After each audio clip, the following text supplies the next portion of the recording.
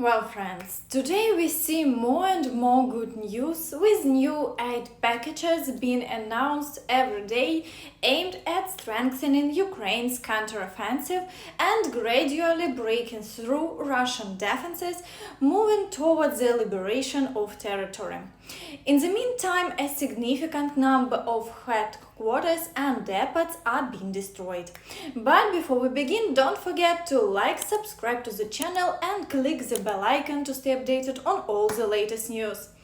Now let's move on to the front overview from the Bakhmut direction, because there the Ukrainian forces launched a powerful assault on Russian positions near Kurdyumivka yesterday, attempting to advance further towards Andriivka to push the Russians back behind Bakhmutka.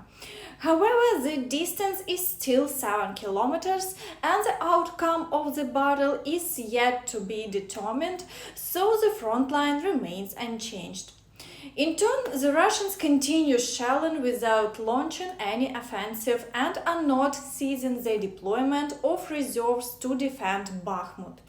Reports indicate that a significant number of reinforcements are being sent, making the situation very challenging.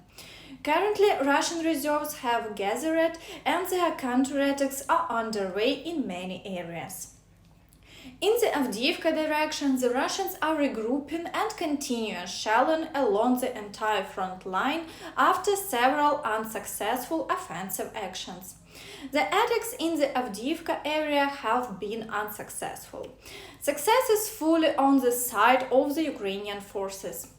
Further south in the Marinka area, all attempts to break through the Ukrainian defense have also been unsuccessful and the front line remains unchanged. In the Vuhledar direction, according to unofficial reports, it is known that there are local skirmishes and attacks taking place, but there are no large-scale offensive or assaults. The Russians, on the other hand, are conducting shelling along the entire front line, but without any offensive actions. In the Zaporizhia direction, the Ukrainian forces have dealt significant blows to the Russian defense, but the advance hasn't continued. The Russians are shelling from three sides and periodically launching counterattacks to dislodge Ukrainian troops. Despite the complexity of the situation, the Ukrainian forces are holding their positions and not retreating to further develop the offensive. There are still 20 kilometers to reach the Tokmak area as before. According to unconfirmed information, the Ukrainian forces are breaking through the defensive line near Robotine, which is a crucial foothold for further advances. That's why the Russians are holding on to this settlement seriously. In the Kherson direction, the Ukrainian forces are making gradual progress in pushing back the enemy. They are establishing new positions away from the coast, consolidating and deploying more forces for further advances. Meanwhile, the Russians, understanding this, shell the abandoned positions to inflict maximum damage on our soldiers. But Ukrainian artillery units are effectively countering their attempts, conducting reconnaissance and suppressing Russian firing points. On the Lugansk direction, the situation is quite interesting. Experts report that, according to their intelligence, the Russians have deployed at least 2 regiments, which is about 3,000 personnel, to the Bakhmut area to hold the defense. We can see that powerful offensive actions were conducted, but the Ukrainian forces remain in a defensive position and don't carry out any offensive operations. It is unclear where the Russians are drawing reserves for their offensives, but the most important thing is that the Ukrainian forces managed to repel all attacks and the front line remains unchanged. In the Kremina and Siversk areas, there is an increase in shelling. The Russians are evidently preparing for another offensive, but so far no attacks have been observed and the front line remains unchanged.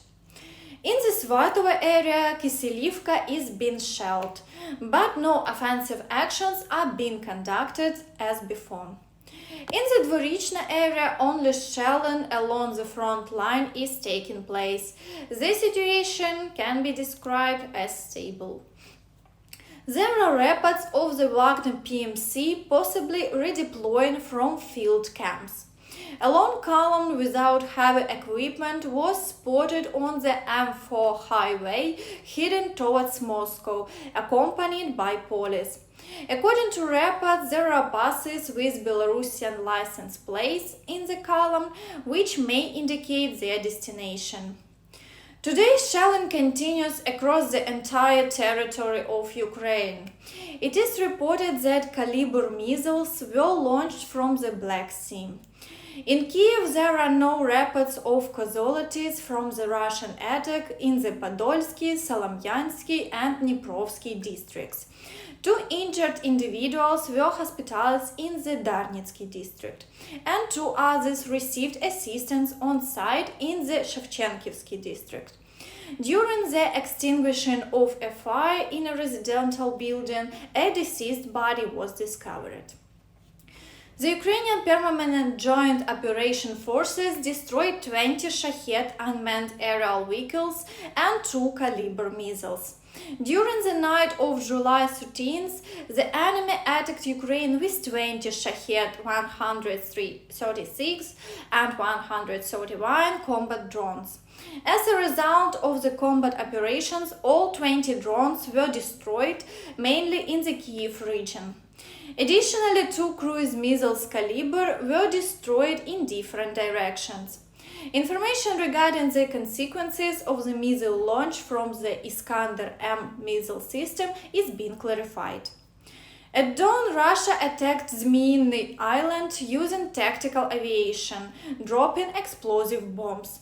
They continue to employ tactical aviation in the Berislav region, including Kozatsk, where controlled airstrikes were carried out on Wednesday. In total, more than 70 artillery shelling incidents with over 460 shells have been recorded in the past 24 hours. And that's all for now. Thank you for watching and see you next time. Bye bye.